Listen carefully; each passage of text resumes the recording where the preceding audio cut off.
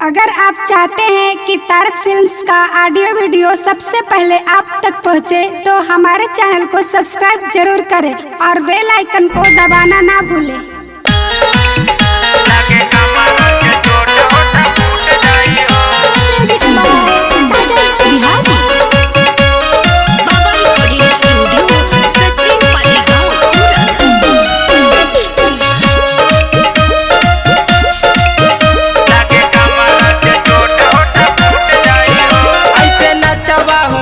चौकी टूट जाई हो, ऐसे नचवा हूँ माच चौकी टूट जाई हो।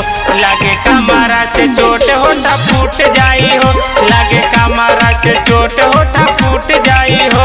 सारा हीरो के बनल तो हर छूट जाई हो, सारा हीरो के बनल तो हर छूट जाई हो। लागे कमरा से चोट होता फूट जाई हो, लागे कमरा से चोट होता फूट जाई हो।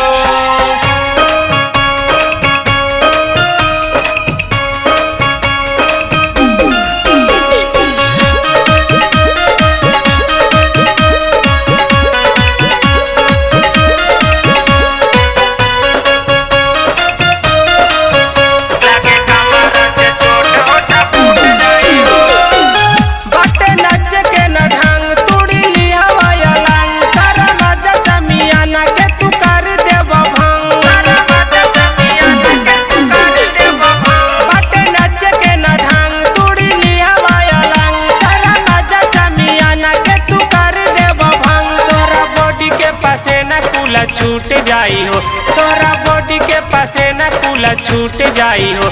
लागे कमरा से चोट होता फूट जाई हो, लागे कमरा से चोट होता फूट जाई हो।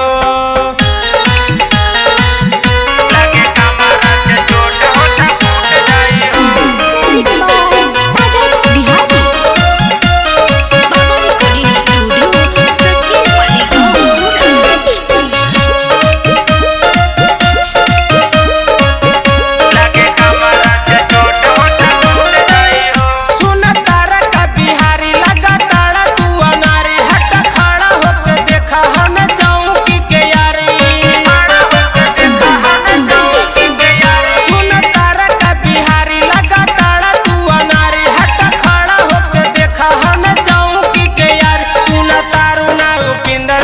जुट जाई हो, सुन तारू ना उपिंदर भीड़ा जुट जाई हो।